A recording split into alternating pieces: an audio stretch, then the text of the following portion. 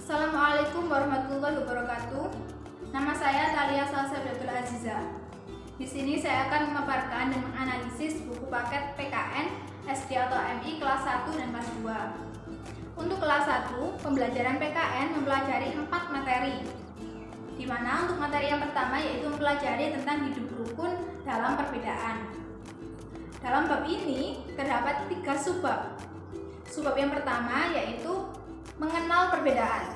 Subbab yang kedua tentang hidup rukun di rumah. Subbab yang ketiga tentang hidup rukun di sekolah. Selanjutnya, untuk materi yang kedua mempelajari tentang hidup tertib.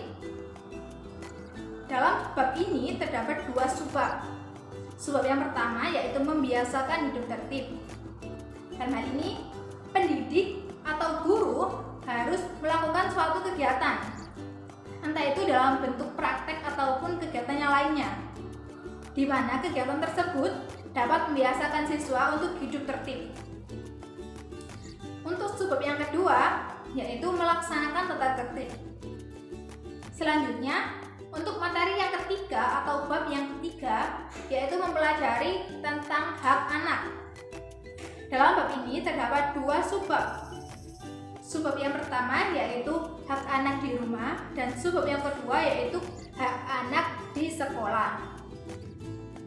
Lalu untuk materi yang keempat yaitu mempelajari tentang kewajiban anak. Dalam bab ini terdapat 3 subbab, yaitu pada subbab yang pertama tentang kewajiban anak di rumah, subbab yang kedua tentang kewajiban anak di sekolah, dan subbab yang ketiga yaitu kewajiban anak di masyarakat. Dari yang sudah saya paparkan tadi, dapat kita ketahui bahwasanya dalam buku paket PKN kelas 1 ini membahas tentang aturan-aturan atau tata tertib dalam kebersamaan atau kekeluargaan dalam konteks perbedaan dengan dasar hak dan kewajiban masing-masingnya. Selanjutnya, untuk kelas 2 dalam pendidikan kewarganegaraan ini terdapat 4 materi yang harus dipelajari. Yang mana materi yang pertama yaitu mempelajari tentang hidup gotong royong. Dalam bab ini terdapat 2 subbab. Subbab yang pertama yaitu tentang pentingnya hidup rukun. Guru atau pendidik harus dapat menjelaskan seberapa pentingnya hidup rukun. Yang kedua tentang tolong-menolong. Pendidik harus dapat menjelaskan tentang pengertian dari tolong-menolong, bagaimana tolong-menolong itu, serta manfaat dan hikmah dari tolong-menolong. Selanjutnya, untuk materi yang kedua, yaitu mempelajari tentang sikap cinta lingkungan.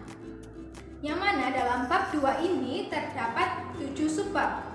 Adapun subbab yang pertama yaitu tentang pengertian dari lingkungan, yang kedua mencintai lingkungan, yang ketiga memelihara lingkungan sekitar, yang keempat memelihara lingkungan sumber daya alam, yang kelima memelihara lingkungan di sekolah, yang keenam memelihara lingkungan di rumah, dan yang ketujuh membersihkan saluran air. Selanjutnya, untuk materi yang ketiga yaitu mempelajari mengenai demokrasi. Dalam bab 3 ini terdapat 3 subbab. Yang mana dalam subbab yang pertama yaitu berisikan tentang pengertian dari musyawarah. Yang kedua tentang mengenai kegiatan musyawarah.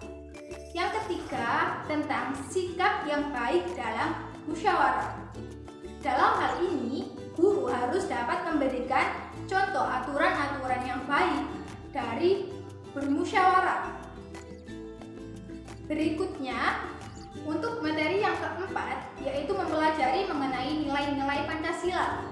Pada bab 4 ini terdapat 3 subbab, yang mana pada subbab yang pertama yaitu tentang kejujuran, yang kedua tentang kedisiplinan, dan yang ketiga tentang sikap senang bekerja. Dari yang sudah saya paparkan tadi, dapat kita ketahui bahwasanya pada kelas 2 ini pendidikan kewarganegaraan membahas tentang rasa demokrasi, rasa kebersamaan dalam memahami nilai-nilai Pancasila. Demikian yang dapat saya sampaikan, kurang lebihnya saya mohon maaf. Wassalamualaikum warahmatullahi wabarakatuh.